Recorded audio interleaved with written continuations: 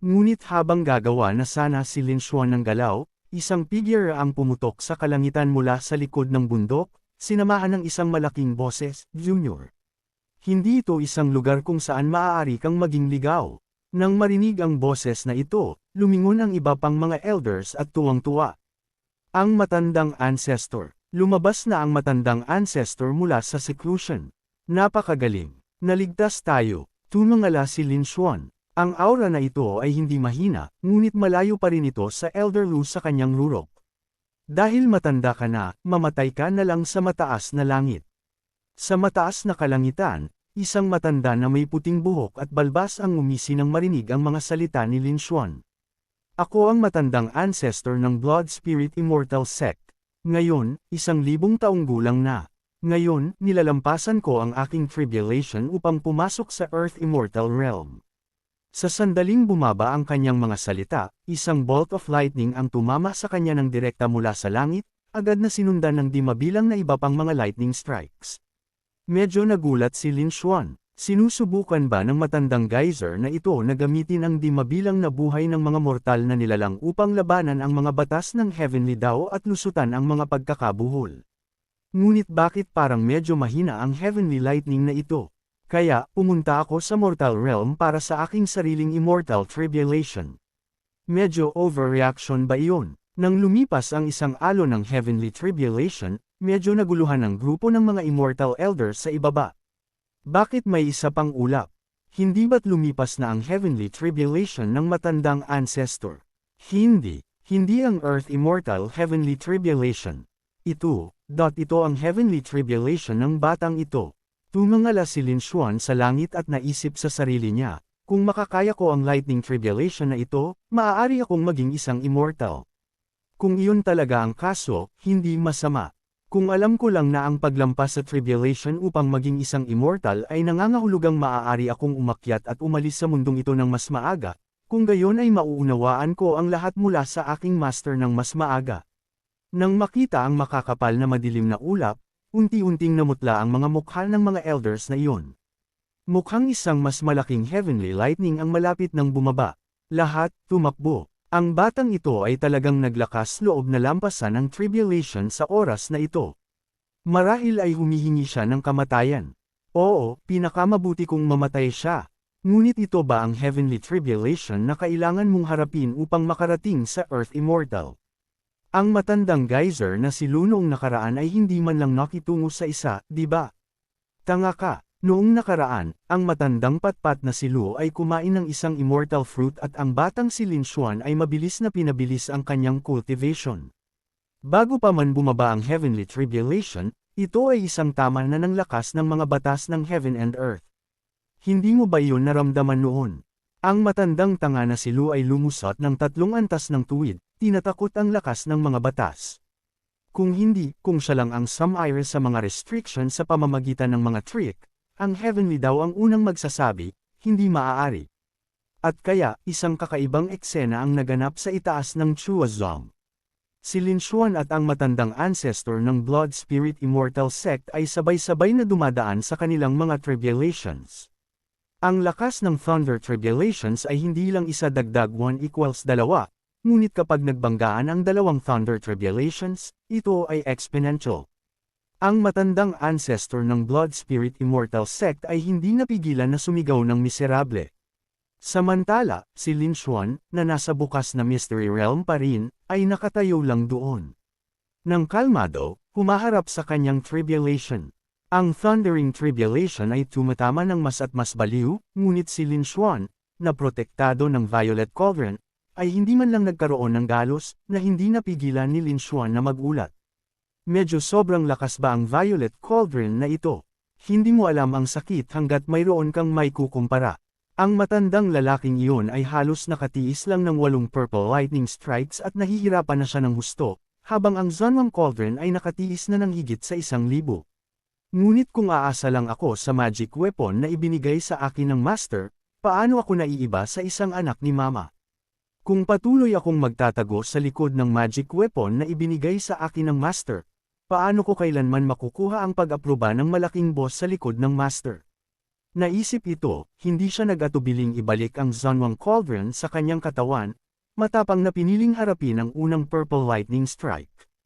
Nang makita ang eksenang ito, nanlaki ang mga mata ng mga elders ng Blood Spirit Immortal Sect. Gusto ba talagang mamatay ng batang ito?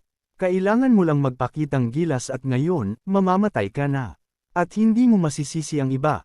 Haha, eksakto, nakaalarma na nga na pinukaw niya ang Lightning Tribulation sa kanyang mapagmataas na mga salita, ngunit dahil ang cauldron ay talagang malakas, patuloy siyang nagpapakitang gilas. Ang pagkakaroon ng ganoong divine artifact at hindi ito ginagamit, sa halip ay ginagamit ang sarili niyang katawan upang harapin ang Lightning Tribulation. Natatakot akong may problema ang lalaking ito. Sa itaas, pagkatapos harapin ang isang Purple Lightning Strike, natulala si Lin Xuan. Ang kidlat na ito, maliban sa medyo nakakasilaw at nagbibigay ng kaunting kilig, ay tila walang gaanong espesyal. Haha, masyadong mahina ang kidlat na ito. Sa sandaling sinabi ni Lin Xuan ang mga salitang iyon, ang thundering tribulation sa langit ay tila nagalit at lahat ay tumama sa kanyang katawan ng sabay-sabay. Gayunpaman, ang katawan ni Lin Xuan ay hindi basta-basta sa puntong ito, nakatiis sa pangalawang alon ng kidlat. Nang imulat ni Lin Xuan ang kanyang mga mata, huwag nang banggitin ang malalaking pinsala, kahit isang buhok sa kanyang ulo ay hindi nasira.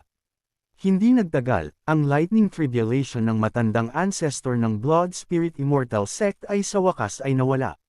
Nang makita ang eksenang ito, lahat ng mga elders ay lumuhad upang batiin siya. Matagumpay na nalampasan ng matandang ancestor ang Heavenly Tribulation at nakapasok sa early stage of Earth Immortal. Ang lalaking iyon, bagamat puno ng mga pinsala, ay tuwang-tuwa pa rin. Haha, 6,000 taon. 6,000 taon. Sa wakas, nakuha ko ang Dao Fruit at nakapasok sa Earth Immortal Realm. Ngayon, ang kailangan ko na lang ay isang pagkakataon na sumipsip ng spiritual energy of heaven and earth upang makalusot sa Earth Immortal Realm. Ngunit sa sandaling sinabi niya ito, tumangala siya kay Lin Xuan at hindi napigilan na matigilan. Anong nangyayari? Bakit ang aking heaven and earth spiritual energy ay tumatakbo sa batang iyon? Sobrang natulala din si Lin Xuan. Tiniis ko ang heavenly tribulation ngunit ang aking realm ay natigil pa rin sa late stage of tribulation transcendence at ang aking katawan ay hindi pinalakas. Naramdaman ang spiritual energy na bumubuhos sa kanyang katawan, natulala si Lin Xuan. Ito ba ay immortal power? Sa ibaba, ang mga elders at disipulo ng Blood Spirit Immortal Sect ay tumangala sa langit, alam lang na manahimik. Halika dito agad at tingnan. Pagkatapos maranasan ang Heavenly Tribulation, pagkatapos matagumpay na malampasan ang Tribulation, ang katawan ay sisipsip ng malaking halaga ng Heaven and Earth spiritual energy at sa parehong oras, ang spiritual power. Sa katawan ay ganap ding mag-sublimate at magiging immortal power, ngunit ang ganitong uri ng eksena ay hindi pa nangyari noon. Tama. Noong nakaraan, ang Blood Spirit Immortal Sect ay may 5 tao na sabay-sabay na naglampas sa tribulations upang maging immortals, ngunit hindi nangyari ang eksenang ito. Tingnan ninyo ng mabilis. Ang matandang ancestor ay hindi nakakuha ng anumang spiritual energy replenishment pagkatapos lampasan ang tribulation at ang mga pinsala sa kanyang katawan ay muling nagpapulala. Kung magpapatuloy ito ng ganito, kahit na nalampasan ng matandang ancestor ang heavenly tribulation, natatakot akong mamamatay pa rin siya at ang kanyang cultivation ay mawawala. Mabilis. Kuhanin ang lahat ng spirit stone sa sect's treasury at durugan ang mga ito upang magbigay ng spiritual power sa matandang ancestor. Ang mga taong tumanggap ng utos ay hindi nag-atubili. Agad na kinuha ang mga spirit stones at dinurog ang mga ito. Sa mataas na kalangitan, galit na galit ang matandang ancestor ng Blood Spirit Immortal Sect. Hindi. Punyeta, pagkatapos lampasan ng tribulation at makapasok sa early earth immortal stage, hindi ba dapat maging tulad ako ng matandang patpat na silo, namumuno sa mundo? Bakit ako mamamatay na ngayon pagkatapos lampasan ng tribulation? Ngunit sa sandaling ito, naramdaman niya ang isang siksik na spiritual energy na umaangat mula sa ibaba. Ang aking katawan ay sabik na sumisipsip. Napakagaling. Sa spiritual energy na ito upang lagyan ako, hindi lang ako hindi mamamatay, kundi maayos ko ring malalampasan ang panahong ito ng paghina. Ganoon lang, ang spiritual energy na dinurog mula sa mga spirit stones ng mga tao ay nagtipon sa paligid ng matandang ancestor ng Blood Spirit Immortal Sect at sinipsip niya. Nang makita ang eksenang ito, walang sinabi si Lin Xuan. Ang Early Earth Immortal Stage lang naman, hindi nakakatakot. Ito pa nga ay isang magandang pagkakataon upang subukan ang aking lakas. Sa ibaba, nang makita si Lin Xuan na nakatayo lang doon ng tulala, hindi napigilan ng ilang elders ang magnitngit ng kanilang mga ngipin. Ang batang ito ay nalampasan lang ang tribulation at ang cauldron na iyon ay binalik na niya. Kung atakihin natin siya ng magkasama, tiyak na mapapatay natin siya.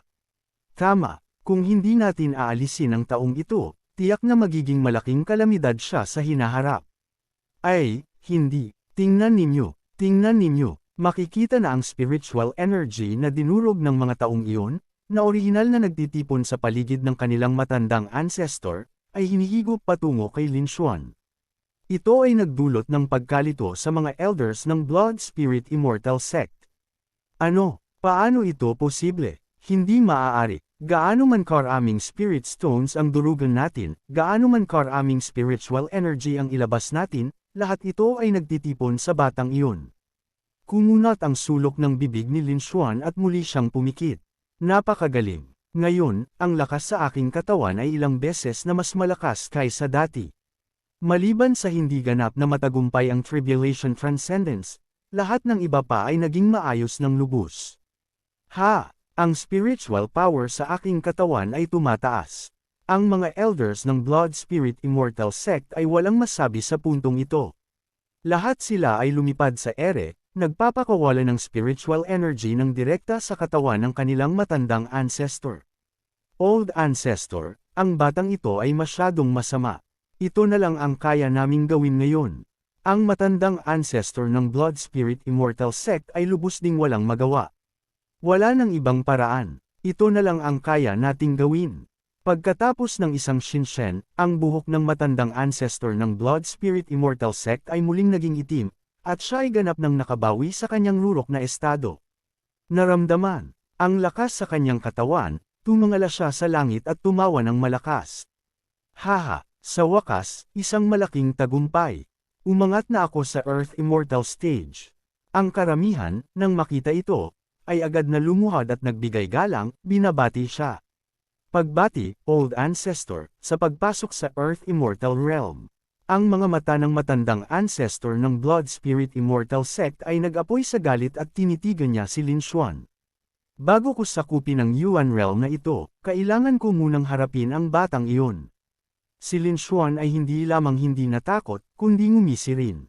Kung ganoon ang kaso, tama lang na gamitin kita bilang isang practice dummy at sa daan, suriin ang aking mga resulta. Sa oras na ito, isa ka lang mangmang nagunggong. Makikita ko kung gaano kakayabang. Sa sandaling ito, ang Sect Master ng Blood Spirit Immortal Sect ay nag-cruise ng kanyang kamao at sinabi sa mahinang boses, Old Ancestor, medyo kakaiba ang taong ito. Mas mabuti pa ring huwag kang masangkot. Tila, pagkatapos niyang magsalita, casual na ikanaway ng kanilang matandang ancestor ang kanyang kamay at pinalipad siya. Ang lalaking iyon ay hindi napigilan na lumipad, bumagsak sa lupa, hindi alam kung buhay o patay. Walang silbing basura, bilang sect master ng isang immortal sect, pinapataas mo ang moral ng iba at pinapababa ang iyong sariling prestihiyo. Ang matandang lalaking ito ngayon ang tanging tao sa Yuan Realm na nakalusot sa mga restrictions. Isang Earth Immortal Powerhouse na nakatayo sa tuktok ng pyramid. Bakit ako matatakot sa isang batang junior? Mamatay ka na. Nang makita ang pag-atake ng matandang ancestor ng Blood Spirit Immortal Sect, ang mga sulok ng bibig ni Lin Xuan ay hindi napigilan na kumulubot. Tama ka lang na maging una kong experimental subject. Muling ipinatawag ni Lin Xuan ang Supreme Grade Heaven Tier Spear sa kanyang kamay. Nang makita na naglakas loob si Lin Xuan na lumaban, sumabog sa tawa ang mga elders ng Blood Spirit Sect. Ang batang ito ay talagang hindi ginagamit ang kanyang Zunwang Cauldron upang lumaban. Napakamangmang na bata, hindi niya alam ang lawak ng langit at lupa. Paano nila maiintindihan ang iniisip ni Lin Xuan? Sa wakas ay nakatagpo siya ng isang early stage Earth Immortal. Siyempre, hindi niya ito basta-basta babasagin sa kamatayan gamit ang malaking cauldron, kung hindi, masyadong magiging aksaya iyon. Tila, binabasa ang isip ni Lin Xuan, casual na ibinato ng matandang ancestor ng Blood Spirit Sect ang isang palm strike. Mamatay ka na, ngunit salungat sa kanyang inaasahan, ikanaway ni Lin Xuan ang kanyang spear, agad na hinaranggan ang atake. Tinitigan ang spear sa kamay ni Lin Xuan, tumawa ng malakas ang matandang ancestor ng Blood Spirit Immortal Sect. Haha, isang supreme grade heaven tier magic weapon. Maaari ba itong regalo mula sa langit para sa akin? Nang marinig ito, sa wakas ay nagsalita si Lin Xuan. Bueno, depende yun kung mayroon kang kakayahan. Ang figure ng matandang ancestor ng Blood Spirit ay kumislap, agad na sumugod kay Lin Xuan. Magic weapons ay maganda, ngunit sa kasamaang palad, hindi ito nakatagpo ng magandang may-ari. Kung ganoon ang kaso, kung gayon hayaan mo akong. Ngunit bago pa niya matapos magsalita, direkta na itinulak ni Lin Xuan ang kanyang spear pasulong. Whoosh! Tulad ng tunog ng hangin na dumadaan, ang bilis ni Lin Xuan ay mas mabilis pa kaysa sa matandang ancestor ng Blood Spirit Immortal Sect. Nang mag-react ang lalaki, nakita niya ang isang malaking butas sa kanyang dibdib. Nang makita ang eksenang ito, lahat ng mga elders ng Blood Spirit Sect ay hindi napigilan na takpan ang kanilang mga bibig, ang kanilang mga mukha ay hindi kapani-pani walang masama. Old Ancestor, tinanggal siya sa isang spear. Si Lin Xuan ay aminin, medyo nabigo sa Early Stage Earth Immortal. Iyan lang ba ang kaya mo? Sinasumpa ko sa langit at lupa, gusto ko lang talagang makipagpalitan ng ilang maayos na suntok sa iyo. Hindi ko lang inaasahan na magiging ganoon kakaina. Isa sa mga elders ng Blood Spirit Immortal Sect, nang makita ang eksenang ito, ay galit na hindi niya mapigilan ang sarili. Itinuro ng direkta si Lin Xuan at sumigaw, ikaw na bata. Ngayon, pupunitin ka namin sa piraso upang ipaghiganti ang Old Ancestor. Ngunit sa sandaling natapos niya ang pagsasalita, lumingon siya upang makita na wala sa kanyang mga kasamang disipulo ang naglakas loob na sumulong. Bukod pa rito, lahat sila ay hindi kusang umaatres. Nang makita ito, galit siyang sumigaw, ang Old Ancestor ay karaniwang tinatrato tayo na parang sarili niyang mga anak. Ngayon na nasa gulo ang Old Ancestor, lahat ba kayo ay napipi? Clap, clap, clap. Ang tunog ng walang tigil na pagpalakpak ni Lin Xuan. Karapat-dapat na lakas ng loob. Kung gayon, papatayin muna kita.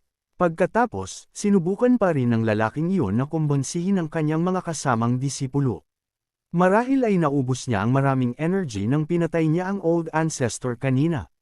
Kung magtutulungan tayo, tiyak na mapapatay natin siya. Lahat, huwag kayong magpanik. Bukod pa rito, ang kakaibang cauldron na iyon ay marahil nawala na ng lakas pagkatapos makaligtas sa heavenly tribulation. Ito ay naging isang piraso ng basura. Pagkatapos sabihin iyon sa kanila, nagsimulang mag-alinlangan ang mga taong iyon. Kung ganoon ang kaso, kailangan kong ipaghiganti ang Old Ancestor. Tama, tama, para sa Old Ancestor. Para sa karangalan ng Blood Spirit Immortal Sect. Ngayon, kailangan nating punatan ang lalaking ito sa 100 piraso. Nang marinig ang mga salitang ito mula sa itaas, hindi napigilan ni Lin Xuan na ngumiti. Medyo kawili-wili ang lalaking iyon. Pagkatapos makatanggap ng suporta mula sa kanyang mga kasamang disipulo, siya ang unang sumugod patungo kay Lin Xuan. Lahat mula sa Blood Spirit Immortal Sect. Sugod, ngumiti ng bahagya si Lin Xuan. Kung ganoon karami kayo ang nambubuli sa akin na mag-isa, kung gayon maaari lang akong humiram ng ilang panlabas na lakas. Huwag kang magkunwari, hindi ako naniniwala na may anumang magic treasure sa mundong ito na makatiis sa di mabilang na heavenly lightning strikes ng hindi nasesira. Ngunit bago pa niya matapos ang pagsasalita, casual na itinulak ni Lin Xuan ang isang spear, ponadilipad ang lalaki pabalik sa lupa ng mas mabilis pa, dumura ng isang buong bibig ng sariwang dugo habang siya ay bumabagsak. Nang makita ang eksenang ito, nagsimulang magpanik ang karamihan sa ibaba. Ang magic power ay malapit ng tumama. Lahat, tumakbo, tumakbo, teka, huwag kayong magpanik. Lahat, bumuo ng formation upang depensahan. Boom, boom, boom. Walang tigil na umalangaw ang mga sunod-sunod na pagsabog. Hindi nagtagal, ang lugar na ito ay naging isang buhay na impyerno. Pagkatapos ng maikling sandali, ang Blood Spirit Immortal Sect ay nawasak, at dahan-dahang lumapag si Lin Xuan. Dahil ang pamilya Wang ay hindi nagdusa ng anumang pinsala, ayaw kong habulin ang Blood Spirit Immortal Sect hanggang sa dulo. Sa loob ng Blood Spirit Immortal Sect, sa sandaling ito, mayroon pa ring dalawang babaeng disipulo na nanginginig habang tumitingin sa labas. Senior Sister, ang mga Senior Uncles at Senior Masters na ito, lahat sila ay, anong gagawin natin? Nako, natuklasan niya tayo. Agad na lumuhad ang dalawang disipulo sa lupa, nagmamakaawa. Pakiusap, iligtas mo kami. Kami ay mga Outer Sect disciples lamang. Ibinuhos ni Lin Xuan ang kanyang mga mata sa dalawang babae at sinabi ng walang pakialam, "Sok. Hindi ba kayo makakapag-cultivate ng maayos tulad ko? Bakit kailangan ninyong dumaan sa landas na ito? Pagpatay sa bilyon-bilyong nabubuhay na nilalang upang maghanap ng breakthrough. Sa libreng oras na ito, dapat mas nag-cultivate kayo. Sino ang nakakaalam, baka Earth Immortals na kayo?" Pagkatapos sabihin iyon, lumingon si Lin Xuan at umalis. Ang dalawang babaeng disipulo ay bumantong hininga sa pagluluwag. Oo, sinusunod namin. Sa parehong oras, sa loob ng Royal Palace ng Southern Yang Dynasty. Isang galit na boses ng babae ang umalangaw sa buong Grand Hall. "Loyal Wang, saksi ang langit at lupa. Anong karapatan mo na pagdudahan siya? Kung hindi dumating si General Wang sa oras upang iligtas ako, baka namatay na ako sa kamay ng mga rebelde." Ang nagsasalita ay walang iba kundi si Zhao Yuyan, na ngayon ay nakasuot ng mga royal robes, nakasuot ng imperial crown at nakaupo sa dragon throne. Sa ilalim niya ay nakatayo ang mga civil at military officials ng korte. Mula sa hanay ng mga civil officials, lumapit ang Grand Tutor, nag-cruise ng kanyang mga kamay. Ang matandang opisyal na ito ay hindi maglakas loob na pagdudahan si General Wang. Ngunit nang makatagpo ang late emperor ng mga assassins at pumanaw, wala sa amin sa kabisera ang nakatanggap ng anumang balita, kaya bakit si General Wang, 300 milya ang layo, ay nakarating sa kabisera sa tamang oras at nailigtas ang Your Majesty. Nang marinig ang mga salitang ito, medyo nagalit si Zhao Yuyan at sinaway, "Pinagdududahan mo ba si General Wang?" "Your Majesty," ang matandang opisyal na ito ay itinuturo lang ang mga hindi pagkakapare-pareho. Mayroon akong sariling paghuhusga at hindi ko kailangan ang Grand Tutor na mag-isip ng sobra." Si General Wang ay tunay na tapat, ngunit hindi maiiwasan na mayroong sumusuporta sa kanya. Sa lakas ni General Wang, huwag nang pag-usapan ang pagliligtas sa iyo, kahit para kay General Wang na maglakbay mula sa kanyang tirahan patungo sa kabisera ay nangangailangan ng oras, lalo na ang pagliligtas sa Your Majesty. Handa akong mamatay upang payuhan ka. Umaasa na makikinig ang Your Majesty sa mga tapat na salitang ito. Nang marinig ang mga salitang ito, nanginginig si Zhao Yuyan sa galit. Ikaw, bigla, lumapit si Lin Fu at dahan-dahang sinabi, "Your Majesty, hayaan mong magsalita ang matandang opisyal na ito. Sa tingin ko, nagkamali kayong lahat sa pag-unawa." Kabilang sa kanila, isang opisyal na hindi gusto si Lin Fu ang ngumisi. Maaari bang si General Wang ay mayroong nakatagong masamang gawain, kaya nagkukunwari siyang kalmado? Ngunit sa sandaling iyon, boom!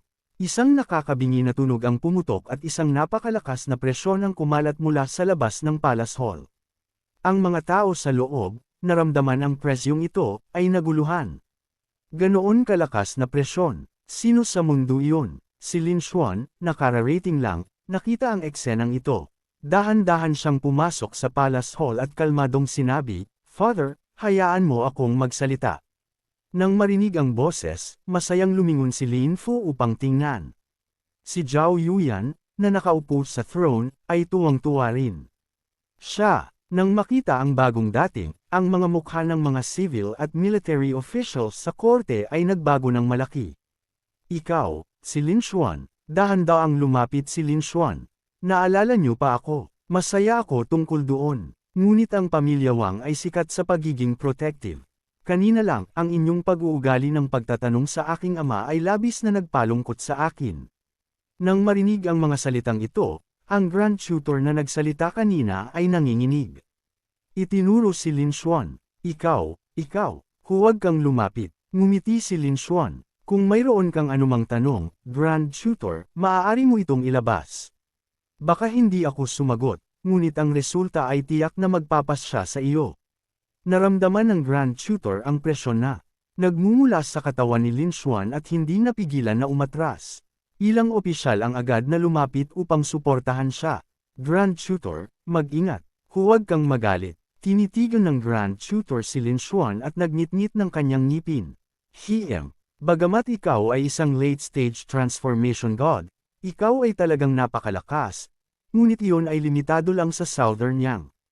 Malakas ka lang dito. Ang sulok ng bibig ni Lin Xuan ay kumulubot. Oh, talaga. Pagkatapos ay tumigil siya sa pagpigil sa kanyang cultivation at inilabas ang lahat ng kanyang presyon. Naramdaman ang aura mula sa katawan ni Lin Xuan, lahat ng mga opisyal na naruroon ay agad na nagbago ang kulay. Paano ito posible? Gaano katagal na siya wala? Paano siya naging ganoon kalakas? Ang lakas na ito ay tiyak na hindi lang late-stage integration. Tiningnan ni Lin Fu si Lin Xuan nang hindi makapaniwala at nagtanong, "Anak, nalampasan mo na ba ang heavenly tribulation?" Bahagyang tumanggo si Lin Xuan. Oo, sa biyaheng ito sa Blood Spirit Immortal Sect, habang pinapatay ang ilang daang immortals, nagdaan din ako sa heavenly tribulation. Nagningning ang mga mata ni Zhao Yuyan. Zuan, kaya, si Wang ay nasa late stage of tribulation transcendence na. Mayroon na siyang lakas na ito. Paano pa siya mag-aalala sa isang maliit na Southern Yang Dynasty tulad ng sa akin? Pagkatapos marinig ang mga salitang ito, ang ulo ng Grand Tutor ay umikot. Tapos na ako. Ang isang late-stage tribulation transcendence ay hindi man lang sapat upang punan ang mga puwang sa kanyang mga ngipin, kumpara sa aking 10,000 sundalo. Naisip ito, halos mahimatay siya. Mabilis siyang sinuportahan ng dalawang opisyal sa tabi niya. Grand Tutor, mag-ingat. Nang makita ang eksenang ito, hindi napigilan ni Lin Xuan na manukso. Old Grand Tutor, hindi ka pa pwedeng mahimatay ngayon. Pagkatapos ng lahat, nagsisimula pa lang ang magandang palabas. Sa sandaling natapos magsalita si Lin Xuan, ang buong Palace Hall ay nanginginig ng walang tigil, na nagdulot ng pagpanik sa lahat ng naruroon. Anong tunog iyon? Ganoon kalaking gulo, parang may libu-libong sundalo na paparating. Nayanig ang lupa, habang maraming tao ang nagtataka, isang malakas na boses ang biglang umalangaw mula sa labas. Father, isinasagawa ko ang iyong mga utos at sadyang nagdala ako ng mga tropa sa kabisera upang ibalik ang prestihiyo ng ating pamilya Zhao. Your Majesty, huli na ako sa pagliligtas sa iyo. Pakiusap, patawarin mo ako. Ang taong pumasok ay walang iba kundi ang anak ng Grand Tutor na nagngangalang Zhao Chang. Nang makita siyang dumating, paano hindi maiintindihan ni Zhao Yuyan? Kumulubot ang mga sulok ng kanyang bibig. Hindi masama. Ito ay talagang isang magandang palabas. Tiyak na ginugol ni Zhao Taiwei ang isang magandang haba ng panahon sa pagpaplano upang pasayahin ako, tama. Nang marinig ito, agad na lumuhad si Zhao Taiwei, nagbigay galang na parang bamabato siya ng bawang. Ang matandang paksa na ito, karapat-dapat na mamatay ng 10,000 beses. Pakiusap, Your Majesty, kawan mo ako. Nang makita ang eksenang ito, hindi napigilan ng kanyang anak na mabuluhan. Anong nangyayari? Paano ito naiiba sa script na pinlano natin? Bakit biglang umaamin ng kasalanan si Father? Lumapit siya sa kanyang ama na naguguluhan at nagtanong, Father, anong nangyayari? Hindi ba't sinabi mo na ang Emperor ay binulag ni General Wang at sinabi mo sa akin na dumating bago pa niya matapos ang pagsasalita? Sinaway siya ni Zhao Taiwei. Anak na Suwail, lumuhad ka ngayon din. Ang kanyang puso ay puno ng hindi masabing pait. Kailangan ba ng batang ito na patayin ang kanyang matandang lalaki upang maging masaya? Naging malamig ang mga mata ni Zhao Yuyan. Zhao Taiwei, dumating na sa puntong ito. Magiging labis na pahayag kung gagawin kitang isang commoner, tama. Ngunit nang marinig ito, bago pa man makapagsalita si Zhao Taiwei, biglang tumayo ang kanyang anak. Itinuro ng direkta ang mukha ni Zhao Yuyan at sumigaw, anong ibig mong sabihin dito? Sa tingin mo ba, ang Southern Yang Empire na ito ay nasa kamay mo pa rin? Ang kanyang mga salita ay nagpatahimik sa buong hall sa isang kakaibang katahimikan, na nagparamdam sa lahat na mayroong isang bagay na napakamali. Lumingon si Zhao Chang upang tingnan ang mga opisyal na naruroon, nagalit. Lahat ba kayo ay pipi? Magsalita kayo. Ngayon, ang mga opisyal ay pinagpapawisan. Son of a Grand Tutor is wrong. Ang walang hiya na matandang iyon ay talagang sinira kami. Kung alam ko lang na ang kanyang anak ay ganoong idiot, kahit na nagmamalaki siya hanggang langit, hindi ako maniniwala sa kanyang walang kabuluhang salita.